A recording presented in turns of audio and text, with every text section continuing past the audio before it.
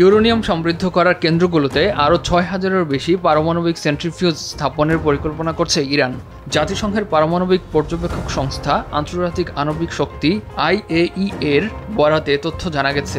IAEA এর এই প্রতিবেদনে ইরানের পরিকল্পনা বাস্তবায়নের বিস্তারিত লেখা আছে।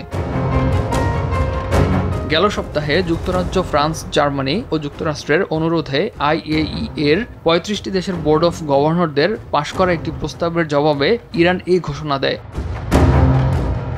উৎপাদন সক্ষমতা বাড়ানোর মানে ইরান আরও দ্রুত সময়ের মধ্যে নিজেদের ইউরেনিয়াম সমৃদ্ধ করতে পারবে। এতে পারমাণবিক বিস্তারের ঝুঁকি বেড়ে যাওয়ার আশঙ্কা করা হচ্ছে।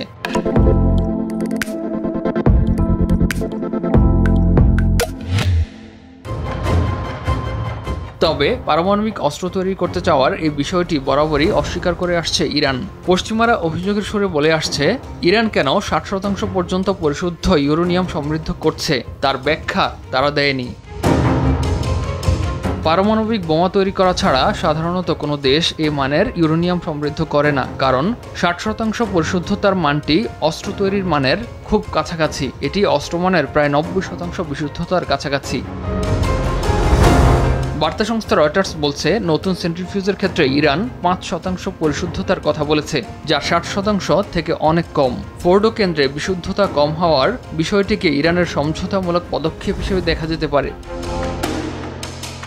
কারণ যুক্তরাষ্ট্রের প্রেসিডেন্ট হিসেবে ডোনাল্ড ট্রাম্প দায়িত্ব গ্রহণের আগেই ইউরোপীয় শক্তিধর দেশগুলোর সঙ্গে মতৈক্যের জায়গাগুলো খুঁজে বের করতে চাইছে ইরান, যদিও পরবর্তী সময়ে সহজেই ইউরেনিয়াম সমৃদ্ধকরণের মাত্রা পরিবর্তন করতে পারবে দেশটি।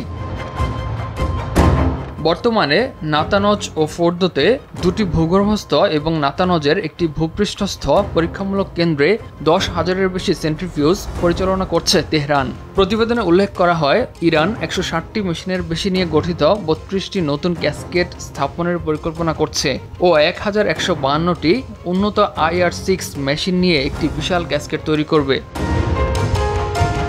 গেল সপ্তাহে IAEA এর বোর্ড অফ গভর্নরসের বৈঠকের আগে ইরান প্রস্তাব দেয় ইউরেনিয়াম সমৃদ্ধকরণের মাত্রা ৬০%-এর মধ্যে সীমিত রাখবে দেশটি। এদিকে ইরানের পারমাণবিক শক্তিধর হওয়া ঠেকাতে কাজ করে যাওয়ার হুঁশিয়ারি দিয়েছেন মধ্যপ্রাচ্যের কসাই বেনিয়ামিন নেতানিয়াহু।